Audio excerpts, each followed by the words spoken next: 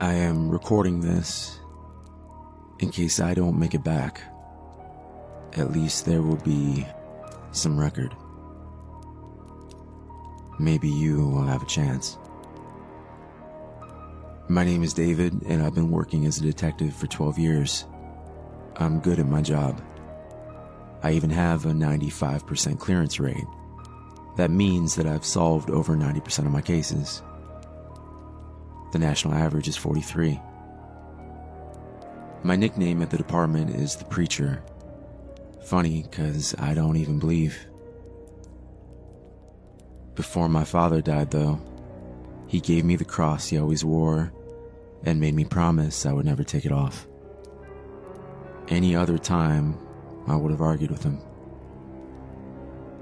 Whenever I look in the mirror and see it, I tuck it away under my shirt.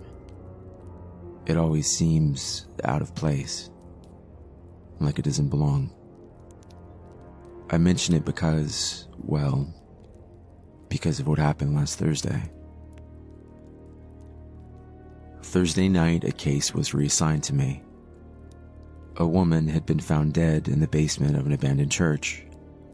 Her body had already been taken to the coroner, so I made myself a cup of coffee and grabbed my jacket on the way out the door. While I waited for the coroner to return, I examined the dead woman. Slowly moving around the table, I saw no obvious cause of death. Pretty, 20s, blonde, no blood under the fingernails, no signs of struggle. Nothing. So I walked over to one of the metal chairs, sat down, and waited for him to return. I closed my eyes for a moment, giving them a rest from the harsh glare of the overhead lights. When I glanced back at her, that's when I saw 2 marks on her neck. How had I missed them? I walked to her side, not taking my eyes from the 2 marks on her throat. But as I leaned down to examine her, I found myself looking at nothing.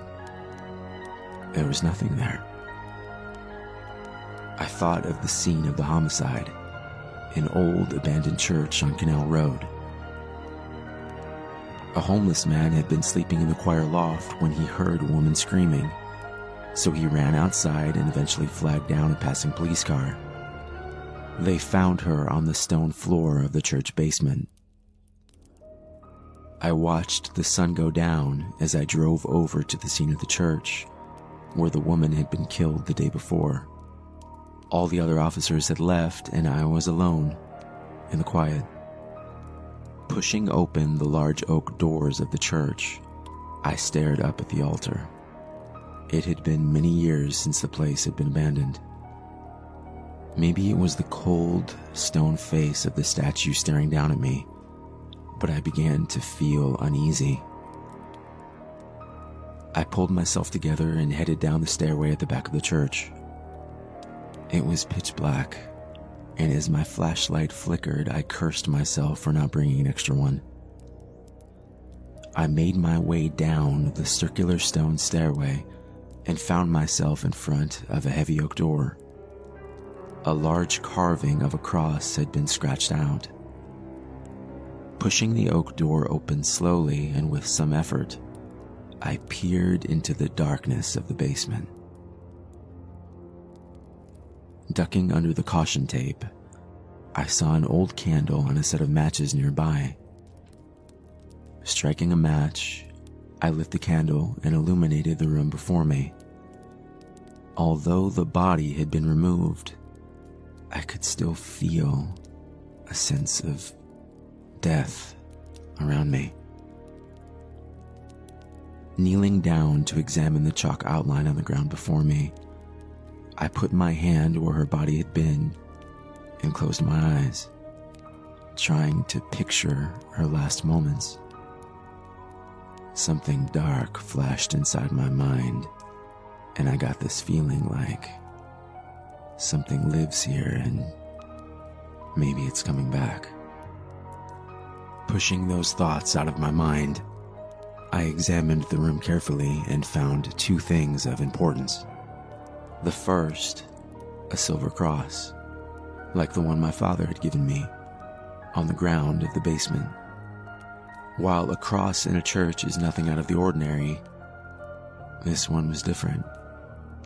Its surface was burnt, charred, like it had been set on fire and just left to burn.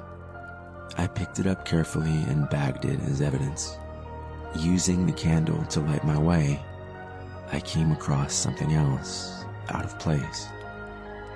A word scribbled on the wall, barely even visible in the darkness. I wrote the letters into my notebook. Utarevson. Later that night, back at home, I sat in front of my desk and stared at the burnt cross. Opening up the notebook, I tried to make sense of the letters on the wall.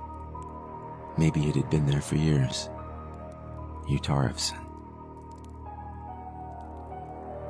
As I stared out my kitchen window into the darkness of the forest, it occurred to me that maybe the letters were mixed up somehow.